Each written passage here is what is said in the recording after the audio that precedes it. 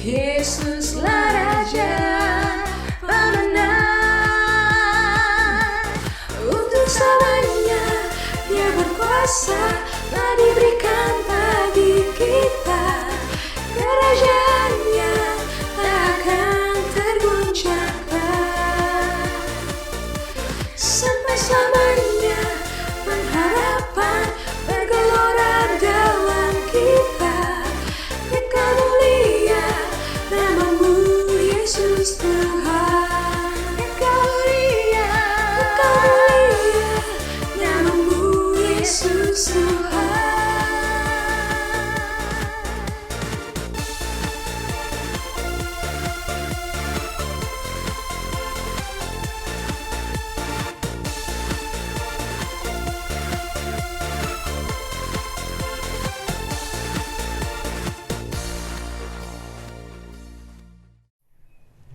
Nah, bulan ini Bapak Ibu Saudara sekalian sedang dalam satu tema, yaitu kontribusi ya, contribute.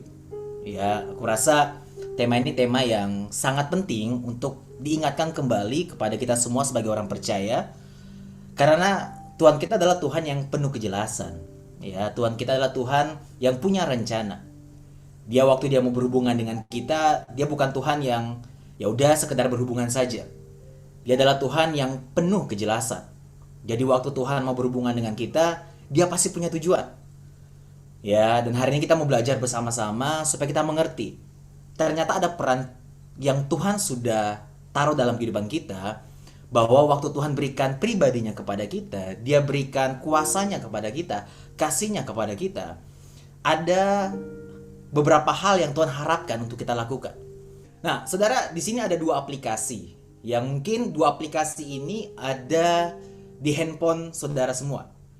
Ya, ada aplikasi Google Maps dan juga aplikasi Waze. Ya, aplikasi ini punya tujuan ya, akan membantu kita semua untuk mengarahkan kita ke suatu tujuan. Ya, jadi aplikasi ini sangat membantu kita. Biasanya melalui aplikasi ini kita akan mengetahui nih, Bapak Ibu Saudara sekalian, ya jalur mana yang tercepat. Ya, berapa lama kita akan sampai kepada suatu tujuan. Nah, penggunaannya seperti yang ada di layar, ya kurang lebih seperti ini ya. Saudara pasti akan taruh dulu tujuannya. Saudara akan ketik tujuannya saudara mau kemana.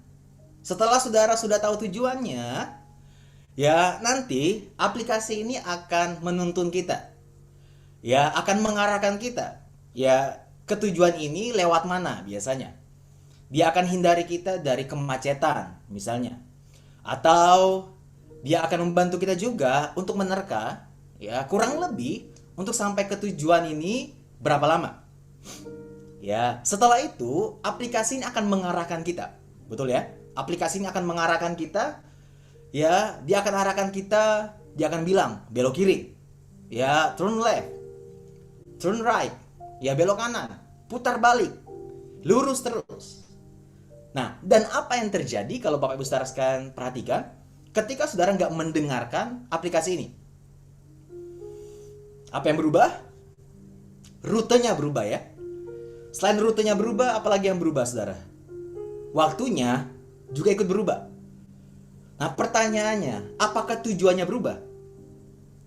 Tidak. Tujuannya tetap sama. Yang berubah adalah rutenya dan juga waktunya. Tahu nggak Bapak Ibu Saudara sekalian bahwa kita semua ya sudah ditetapkan tujuan oleh Tuhan. Yang tadi saya bilang di awal bahwa kita itu punya Tuhan yang penuh kejelasan. Ya, kalau anak muda, biasanya ada anak muda yang mau deketin seseorang ya, untuk tujuan yang serius, dia pasti akan bilang ke wanita itu atau pria. Ya, ketika mereka mau menjalani sebuah hubungan percintaan yang mengarah kepada hubungan yang serius, dia pasti akan bilang bahwa dia mendekati wanita ini dengan tujuan yang serius. Nah, manusia aja ya yang nggak sempurna ini, yang masih punya kelemahan ini, yang masih berobat jalan ini, waktu kita deketin seseorang punya tujuan, apalagi Tuhan kita. Tuhan kita yang sempurna. Dia bukan Tuhan yang asal berhubungan. Dia adalah Tuhan yang punya tujuan. Jadi ketika Tuhan pilih kita, ada tujuan yang sudah Tuhan tetapkan dalam kehidupan kita. Bahkan sebelum Tuhan menciptakan kita, terlebih dahulu Tuhan sudah ciptakan tujuannya atas kehidupan kita. Jadi sebelum kita semua diciptakan, terlebih dahulu Tuhan sudah ciptakan tujuannya atas kehidupan kita. Ya, kalau saudara baca ya, di slide nggak ada saudara. Tapi kalau saudara perhatikan dalam Kejadian 1 ayat 26 sampai 27, asal muasal manusia diciptakan. Di ayat yang ke-26-nya, Tuhan punya ide. Baiklah kita menciptakan manusia serupa dan segambar dengan kita, supaya mereka berkuasa dan seterusnya. Di ayat yang ke-26, kalau saudara perhatikan, manusianya belum diciptakan. Yang diciptakan terlebih dahulu adalah ide dan tujuan. Baru setelah ide dan tujuannya sudah diciptakan, baru di ayat yang ke-27 kalau saudara perhatikan, manusianya diciptakan. Dan kalau Tuhan kita yang menciptakan tujuannya atas kehidupan kita, gak mungkin tujuan kita biasa-biasa saja. Kenapa? Kita punya Tuhan yang luar biasa. Kalau kita punya Tuhan yang luar biasa, berarti masa depan kita luar biasa. Cuman permasalahannya di sini. Kita sebagai orang percaya kadang bingung. Kita bertanya-tanya, Tuhan apa tujuanku? Tuhan apa tujuanku? Harusnya pertanyaannya diubah. Bukan apa tujuanku, tapi siapa tujuanku. Firman Tuhan katakan, akulah jalan kebenaran dan hidup. Yang punya pengertian bahwa cuma Tuhanlah yang bisa membawa kita sampai kepada tujuannya atas kehidupan kita. Yang tahu persis tujuan kita itu apa, saudara, itu cuma Tuhan. Kenapa? Dia yang ciptakan yang pertama, yang kedua, cuma Dia yang bisa bawa kita sampai ke sana. Ya, mentor, gembala, keluarga Tuhan di dalam gereja, mereka bukan pengganti Tuhan. Mereka hanya perpanjangan tangan Tuhan. Makanya sangat berbahaya kalau kita menuhankan hamba Tuhan, tanda kutip menuhankan gereja kita, menuhankan keluarga Tuhan atau komunitas dalam gereja. Kenapa? Karena mereka semua hanya perpanjangan tangan Tuhan, bukan pengganti Tuhan. Dalam Efesus 2 ayat 10 bilang begini, saudara.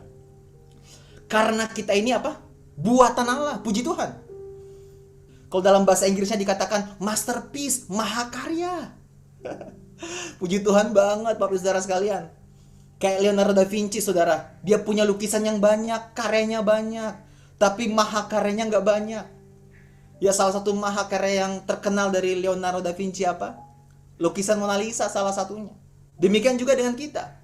Karya Tuhan kita, karya Allah kita sangat banyak. Tapi mahakaryanya adalah kita semua. Amin. Karena kita ini buatan Allah, diciptakan dalam Kristus Yesus untuk apa? Melakukan pekerjaan baik. Jadi ada tujuannya di sini, saudara. Tuhan ciptakan kita, kita adalah buatan tangannya, kita adalah mahakaryanya. Kita semua diciptakan untuk apa? Melakukan pekerjaan baik. Ada tujuan. Betul ya? Yang dipersiapkan Allah apa? Sebelumnya. Yang tadi saya bilang, Bapak Saudara sekalian, Tuhan terlebih dahulu, Tuhan sebelumnya sudah ciptakan tujuannya atas kehidupan kita sebelum Dia ciptakan kita. Dan saya sangat suka kalimat selanjutnya. Dibilang begini, Ia mau. Siapa yang mau? Tuhan yang mau. Supaya kita hidup di dalamnya. Makanya waktu kita katakan, Tuhan aku gak sabar, aku pengen, aku mau mengalami janjinya Tuhan. Tuhan lebih pengen. Dalam Yohanes 15 ayat 16 firman Tuhan katakan begini, saudara. Bukan kamu yang memilih aku. Kita suka banget kalimat yang pertama dan kalimat yang terakhir. Bukan kamu yang memilih aku, tetapi apa? Akulah yang memilih kamu. Dan aku, perhatikan baik-baik. Dan aku telah menetapkan kamu supaya apa? Kamu pergi dan menghasilkan buah dan buahmu itu tetap. Supaya apa yang kamu minta kepada Bapa dalam namaku diberikannya kepadamu. Kalimat pertama, kalimat terakhir sangat kita inginkan, sangat kita suka. Tapi kalimat yang tengahnya jarang kita bahas di sini. Bahwa waktu Tuhan pilih kita, sebelum kita mau pilih Dia, Tuhan sudah tetapkan kepada kita semua. Untuk apa? Ini tujuan. Untuk pergi dan menghasilkan buah. Dan apa? Buahmu itu tetap. Amin. Makanya banyak orang yang bisa memulai. Tapi gak banyak orang yang tetap setia sampai pada akhirnya. Yang Tuhan inginkan bukan sekedar berbuah, tapi buah kita itu tetap konsisten. Tidak bergantung lagi sama keadaan. Ya buat saya gini saudara, 1 tahun lebih ya kita mengalami pandemi COVID-19. Ya harusnya menyadarkan kita semua bahwa ketergantungan sukacita kita bukan lagi kepada keadaan harusnya. Kalau selama ini kita bersukacita karena keadaan, kita bersukacita karena orang. Tapi hari ini dunia sedang dalam tanda kutip camp pelatihan dari Tuhan. Supaya pada akhirnya manusia bersukacita bukan karena keadaan, tapi karena Tuhan. Tuhanlah sumber sukacita kita. Tuhanlah sumber kekuatan kita. Amin, Bapak Saudara sekalian. Nah, ini yang saya mau bahas hari ini. Supaya kita tetap berbuah dimanapun musim kehidupan kita, kapanpun musim kehidupan kita. Mau lagi baik, mau tidak baik, kita tetap berbuah. Karena ini yang Tuhan inginkan. Tuhan gak katakan gini, bukan kamu yang memilih aku, tapi aku yang memilih kamu. Dan aku menetapkan kamu supaya kamu pergi dan menghasilkan buah saat kamu lagi senang. Enggak. Saat kamu lagi banyak uang, saat kamu lagi diberkati, saat kamu lagi sehat. Tuhan gak bilang begitu. Tuhan mau kita berbuah dan buah kita itu tetap di segala keadaan. Makanya berbicara tentang kontribusi tidak bisa dipisahkan dengan satu hal ini yang namanya apa? Berbuah. Kalau hari ini saya mau bahas, saya mau bilang begini, kontribusi punya pengertian yaitu kita berbuah. Ya, Matius 5 ayat 16 bilang begini. Ya, demikianlah hendaknya terangmu bercahaya di depan orang, supaya mereka melihat perbuatanmu yang baik. Perbuatan yang baik yang tadi kita baca di Efesus 2 ayat yang ke-10. Yang Tuhan sudah siapkan kepada kita semua. Ya, jadi orang bisa melihat perbuatan yang baik yang apa? Memuliakan Bapamu yang di surga. Pertanyaannya saat ini, apakah kehidupan kita sudah mempermuliakan Tuhan atau malah mempermalukan Tuhan? Ibrani 13 ayat 16. Dan janganlah kamu lupa apa? Berbuat baik dan memberi bantuan. Sebab apa? Korban-korban yang demikianlah yang berkenan kepada Tuhan, kepada Allah. Jadi pertanyaannya kayak gini saudara, saya bilang begini. Terkadang bukan Tuhan tidak menjawab doa kita, tetapi kita yang tidak menjawab panggilan Tuhan. Yang tadi kalau saudara perhatikan di awal saya bahas tentang 2 aplikasi tadi ya. Ya mungkin Tuhan udah bilang kanan, Tuhan udah bilang kiri, kita malah Tuhan suruh bilang kanan, kita malah belok kiri. Ya, Tuhan suruh kita terus, kita malah putar balik. Tuhan suruh kita mengasihi, kita malah membenci. Tuhan suruh kita melakukan sesuatu, kita malah tidak taat sama Tuhan. Tuhan suruh kita berbuah, kita malah nggak berbuah. Dan yang kita salahkan Tuhan. Makanya saya bilang tadi, bukan Tuhan tidak menjawab doa kita, tapi mungkin kita yang tidak jawab panggilan Tuhan. Panggilan apa? Untuk berbuah. Ini penting. Panggilan untuk apa? Berkontribusi di dunia ini. Karena kita semua punya panggilan yang sama, menjadi garam dan terang dunia. Amin. Firman Tuhan dalam Matius 25. Ya, ayat yang ke-14 sampai 15. Sebab hal kerajaan sorga sama seperti seorang yang mau berpergian ke luar negeri, yang memanggil hamba-hambanya dan mempercayakan hartanya kepada mereka. Yang seorang diberikannya berapa? 5 talenta, yang seorang lagi 2, dan yang seorang lain lagi 1, masing-masing menurut kesanggupannya. Lalu ia berangkat. Saudara tahu kisah ini ya. Ya, yang 5 mengembangkan talentanya, yang 2 mengembangkan talentanya, yang 1 tidak. Nah, saudara perhatikan baik-baik. Dari ayat yang ke-14 sampai 15 ini, tidak ada perintah yang diberikan oleh tuannya kepada hamba-hambanya. Betul? Mereka hanya dipercayakan berdasarkan apa? Kesanggupan. Tapi nggak ada perintah. Ya, tapi perhatikan saudara-saudara. Perhatikan baik-baik.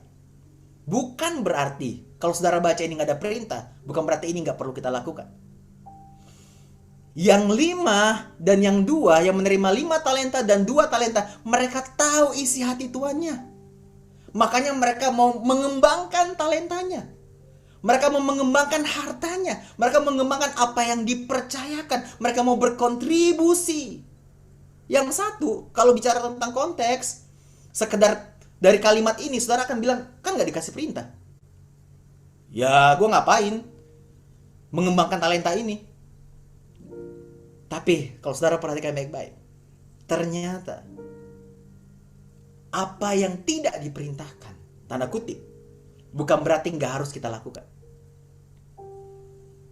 Ya, kalau saudara tahu isi hati Tuhan, bahwa Tuhan menginginkan kita semua berbuah, berkontribusi, saudara harusnya nggak perlu diperintahkan. Saudara pasti akan natural, akan melakukannya. Mengembangkan talenta kita, berkontribusi untuk orang sekitar kita.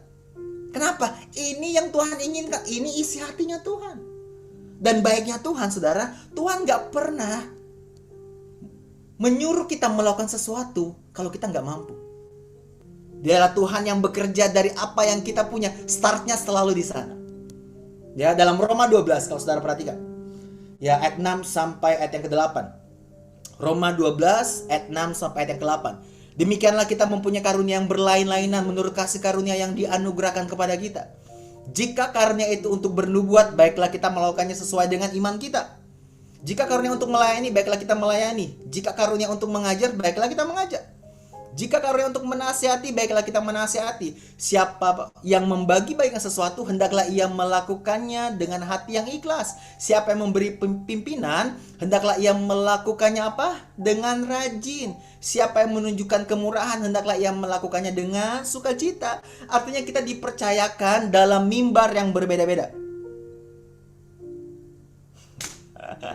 Amin. Kita punya mimbar yang berbeda-beda, saudara. Ya, saudara ada di marketplace, itulah mimbarmu.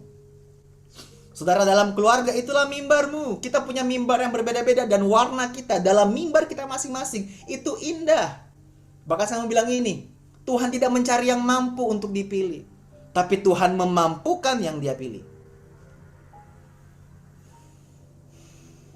Jangan bilang Tuhan gak bisa kalau Tuhan sudah pilih saudara. Saudara mungkin merasa gak mampu, tapi Tuhan akan mampukan kita semua. Karena Dia sudah berikan talenta, karunia, kemampuan buat kita semua. Bukan hanya sekedar berkontribusi atau berbuah, tapi saudara harus berkontribusi di dalam kasih. Ini penting. Kalau enggak, saudara akan banding-bandingkan apa yang saudara lakukan dengan orang lain. Jadinya kita suka menghakimi orang lain. Lu sih enggak lakukan apa yang gue lakukan. 1 Korintus 13 ayat 3 bilang begini. Dan sekalipun aku membagi-bagikan segala sesuatu yang ada padaku, bahkan menyerahkan apa? Tubuhku untuk dibakar. Wah, ini orang yang luar biasa ya. Wah, dia berkontribusi sekali ini ya. Sampai menyerahkan tubuh untuk dibakar. Tetapi perhatikan baik-baik. Jika aku tidak mempunyai kasih, sedikit pun tidak ada faedahnya bagiku. Jadi berkontribusilah di dalam kasih. 2 Korintus 9 ayat 7. Firman Tuhan bilang begini, saudara. Hendaklah masing-masing memberikan menurut kerelaan hatinya. Jangan dengan apa? Sedih hati atau karena paksaan, sebab Allah mengasihi orang yang memberi dengan... Tuhan menginginkan kita berkontribusi dengan kasih. 2 Korintus 8 ayat 12. Sebab jika kamu rela untuk memberi, maka pemberianmu akan diterima. Jadi bukan sekedar berkontribusi, tapi kontribusi di dalam kasih. Kalau pemberianmu itu berdasarkan apa yang ada padamu, bukan berdasarkan apa yang tidak ada padamu. Garis bawahi kalimat yang pertama. Sebab jika kamu rela untuk memberi, maka pemberianmu akan diterima.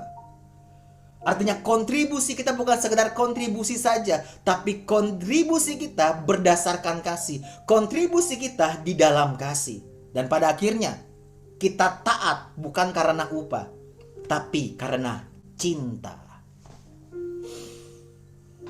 Ingat baik-baik saudara, kita semua juga Tuhan jadikan anak.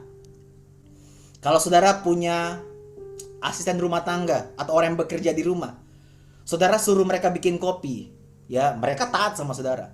Kenapa mereka taat? Karena mereka digaji di akhir bulan. Mereka taat karena upah. Berbeda dengan kita. Kita taat sama Tuhan, kita mau berkontribusi sama Tuhan. Kita mau berkontribusi di dunia ini, kita mau berbuah bukan supaya dapat upah. No. Kita berkontribusi, kita mau taat bukan karena dapat upah, karena kita cinta.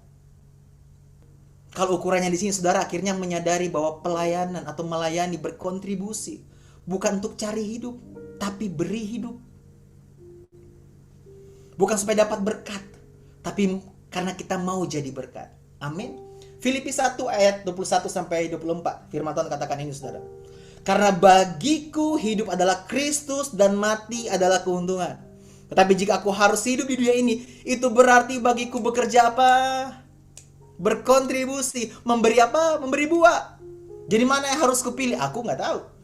Aku didesak dari dua pihak. Aku ingin pergi dan diam bersama-sama dengan Kristus. Itu memang jauh lebih baik. Tetapi lebih perlu untuk ditinggal di dunia ini karena kamu. Bahwa waktu kita dipercayakan nafas kehidupan, Tuhan menginginkan kita hidup untuk Tuhan dan berbuah di dalam Tuhan. Roma 14 ayat 8 firman Tuhan katakan begini saudara. Sebab jika kita hidup untuk apa? Tuhan. Dan jika kita mati untuk Tuhan. Jadi baik hidup atau mati kita adalah milik Tuhan. Jadi ada pesan Tuhan yang mau Tuhan sampaikan kepada kita semua pada siang hari ini. Tuhan pilih kita. Dan juga Tuhan punya tujuan atas kehidupan kita. Dia mau kita berkontribusi. Dimanapun Tuhan percayakan kita. Startnya di sana. Tuhan gak akan pernah bisa pakai dari apa yang kita gak punya. Tuhan selalu akan memulai memakai kita dari apa yang kita punya. Amin, Bapak Saudara sekalian.